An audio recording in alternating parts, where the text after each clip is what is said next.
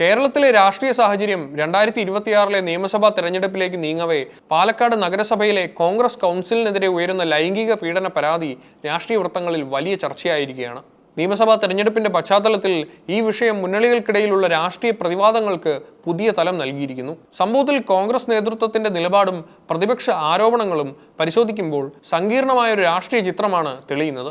പാലക്കാട് നഗരസഭയിലെ ward councillor Prashobh C വത്സനെതിരെയാണ് ഗുരുതരമായ പീഡനാരോപണം ഉയർന്നിരിക്കുന്നത്. ഒരു ജനപ്രതിനിധിക്കെതിരെ ഇത്തരം പരാതികൾ ഉയരുന്നത് സ്വാഭാവികമായും ഭരണ പ്രതിപക്ഷ കക്ഷികൾക്കിടയിൽ കടുത്ത വിമർശനങ്ങൾക്ക് കാരണമായിട്ടുണ്ട്. വിഷയത്തിൽ പ്രതികരിച്ച ഷാഫി പറമ്പിൽ MP കുറ്റാരോപിതന് പാർട്ടി തലത്തിൽ യാതൊരുവിധ സംരക്ഷണവും നൽകില്ലെന്ന് വ്യക്തമാക്കിയിട്ടുണ്ട്.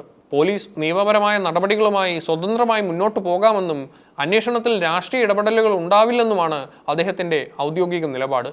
പോലീസിന്റെ അന്വേഷണത്തിൽ പാർട്ടി തടസ്സങ്ങൾ സൃഷ്ടിക്കില്ലെന്നും പ്രാഥമിക നടപടി എന്ന നിലയിൽ കൗൺസിലർക്കെതിരെ പാർട്ടി തലത്തിൽ നടപടികൾ സ്വീകരിച്ചുവെന്നും ഷാഫി പറമ്പിൽ അറിയിച്ചു. ഓരോ വ്യക്തിയുടെയും സ്വകാര്യ ജീവിതത്തിലെ സംഭവങ്ങളിൽ പാർട്ടിക്ക് പൂർണ്ണമായ നിയന്ത്രണം സാധ്യമല്ലെന്ന വാദമാണ് കോൺഗ്രസ് നേതൃത്വം മുന്നോട്ട് വയ്ക്കുന്നത്. ഈ സംഭവത്തെ കേവലം ഒരു ക്രിമിനൽ പരാതി എന്നതിലുപരി രാഷ്ട്രീയ ആയുധമായി ഇരുപക്ഷവും ഉപയോഗിക്കുന്നുണ്ട്. ഭരണകക്ഷിയായ CPM-ഉം പ്രതിപക്ഷമായ UDF-ഉം പരസ്പരം ഈ വിഷയം ആയുധമാക്കി ഉപയോഗിക്കുന്നുണ്ട്. CPM-ന് ജനങ്ങൾക്കിടയിലുള്ള സ്വാധീനം കുറഞ്ഞുവെന്നും അത് മറികടക്കാൻ BJP, NDA തുടങ്ങിയ പാർട്ടികളുമായി അവർ രഹസ്യധാരണകൾ ഉണ്ടാക്കുന്നുവെന്നുമാണ് ഷാഫി പറമ്പിലിന്റെ പ്രധാന ആരോപണം. മുഖ്യമന്ത്രിയുടെ ഭാഷാ പ്രയോഗങ്ങൾ UDF നേതാക്കൾക്കെതിരെ മാത്രമാണെന്നും BJP-യിലേക്ക് ചേക്കേറുന്ന ഇടതു നേതാക്കൾക്കെതിരെ അദ്ദേഹം മൗനം പാലിക്കുന്നുവെന്നും UDF കുറ്റപ്പെടുത്തുന്നു. എന്നാൽ സ്വന്തം കൗൺസിലർക്കെതിരെ പീഡന പരാതി ഉയർന്ന സാഹചര്യത്തിൽ UDF-ന്റെ ധാർമ്മികതയെ ഭരണപക്ഷം ചോദ്യം ചെയ്യുന്നു.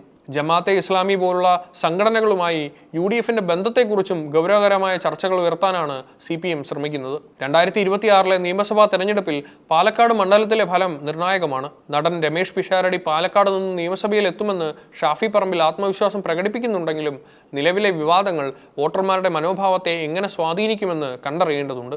രാഷ്ട്രീയ വിവാദങ്ങൾക്ക് പുറമെ വിലക്കയറ്റം പോലുള്ള ജനകീയ വിഷയങ്ങളും തിരഞ്ഞെടുപ്പിൽ വലിയ സ്വാധീനം ചെലുത്താൻ സാധ്യതയുണ്ട്.